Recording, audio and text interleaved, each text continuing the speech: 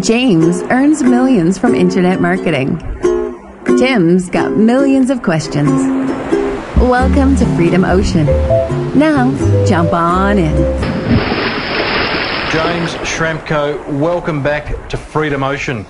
And welcome to our listeners. Exactly. Let's get straight into listeners. It's all about them. Listeners, in case you're new to the ocean, this is a place to come if you are in any way involved or think of becoming involved in internet marketing. And you can find out all about what we do at freedomocean.com. But for those who have been joining us on the journey, last episode, James, we covered what the ultimate toolbox would look like for the serious internet marketer. And we covered a lot of sort of office setup, office positioning. We talked about a lot of hardware in terms of computers and screens and audio, video. We even covered eyewear. Yeah.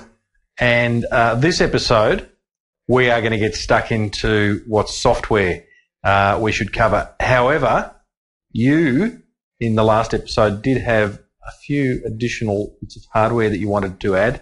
And in fact, in me revisiting my list, so have I. So what do you want to add?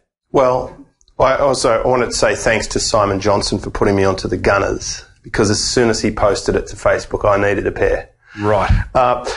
Extra things that we didn't cover. You need a tripod for your camera. Don't be trying to hold it yourself. It's a bit amateur. Yep. Put it on a tripod, and you can get them at camera shops. Okay, next up was a power board with surge protection. Oh, yeah. You can get a really good quality one from your electrical shop. You want one that will shut down if there's a lightning strike or your computer blows up. So make sure you get a decent power board. I have experienced loss of hardware from a power surge.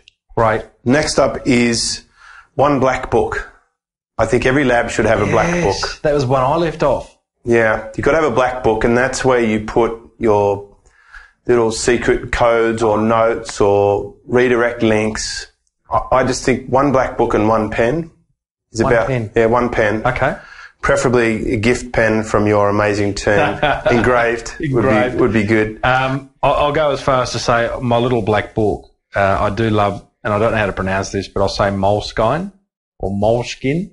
Moleskine. Is it Moleskine? Yeah. I think it might be pronounced differently, but I'm sure we have a German listener who'll tell us. But they're a beautiful book with a beautiful quality paper, and they come in all shapes and sizes.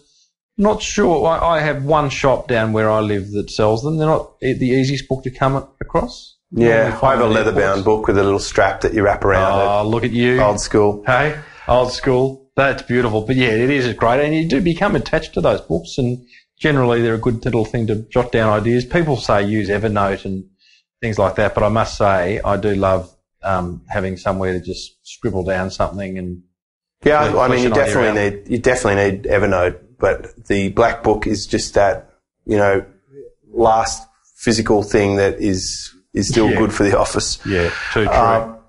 A little tub. That's what I have, a little black tub, and in there is stamps, glasses, wallet, just you want to just put stuff in there that shouldn't be sitting around on a desk distracting you. Every single item that is on your desk that you are not using is a distraction. Yep. That's why the only thing on my desk is a computer and a keyboard and a mouse. Mm-hmm. Everything else goes in the tub. Those little connections that you might use from time to time, or the lanyard, the little lapel mic, or envelopes, sort of, just throw them in the little tub.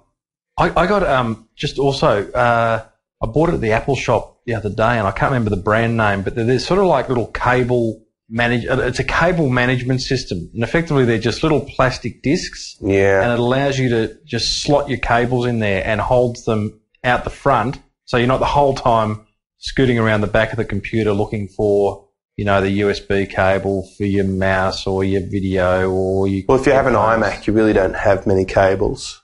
No, you still have a few. I find I've got things that I'm pulling in and out from behind the computer all the time. So these cables just keep these little discs keep the cables to the front of your computer, so they're not falling down the back. Now, if you're using a laptop, you really need an air stand.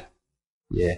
And the air stand does a couple of things. One, it cools your laptop because it lets air circulate. And two, it brings it up to eye level in line with your external monitor. Yep. So it's a great device. And, you will experience your laptop getting hot in an Australian summer. Yep. If you don't have such a device. Last one for me, from a hardware point of view, big glass for water. Right. Yeah. Yep. Dehydrate. Good quickly hardware. In front of those screens.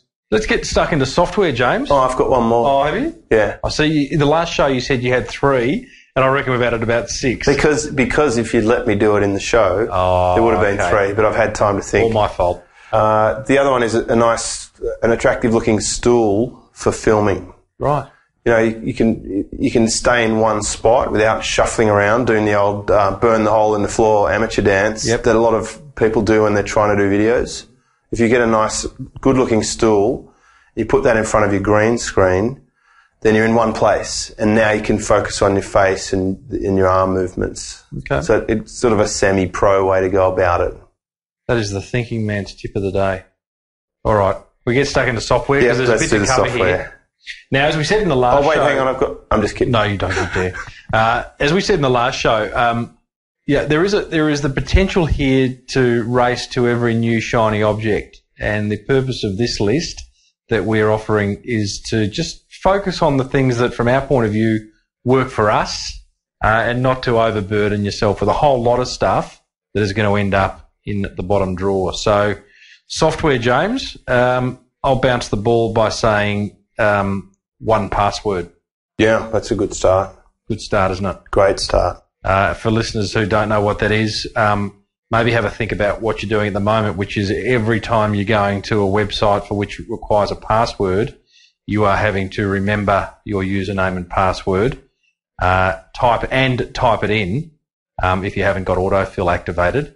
And that, over the course of a day, can add up to a lot of time and wasted energy. And what 1Password does is literally that. It allows 1Password and you're accessing anything that requires signing. Yeah, essential software. Yep, correct. What else you got, James? What's your next one? We'll go 1 for 1 here. Well, gosh, if we're going to go strategy, I could steal your next one. Go on. Dropbox. Oh, is that what you were going to say? I do love Dropbox. Dropbox is good. It's an online storage system. And I really do run my computers now more like a terminal, and I use Dropbox as the hard drive. So I'm putting the files on Dropbox. We have a team account, so we can actually communicate with our whole team on Dropbox and allocate my team members their own Dropbox quota. And we can send messages and stuff. But the thing with Dropbox is it backs up to Amazon S3. So not only do you have a backup with your Dropbox, but you can also wind it back and find older versions, like you would with your Time Machine, another hardware thing that I thought I'd just slip in there. But Dropbox is fantastic, especially when you have people contributing things in other places. Like we load our episodes for this podcast into a Dropbox, and from there it can be transcribed, it can be audio edited, it can be added to Amazon S3 for streaming.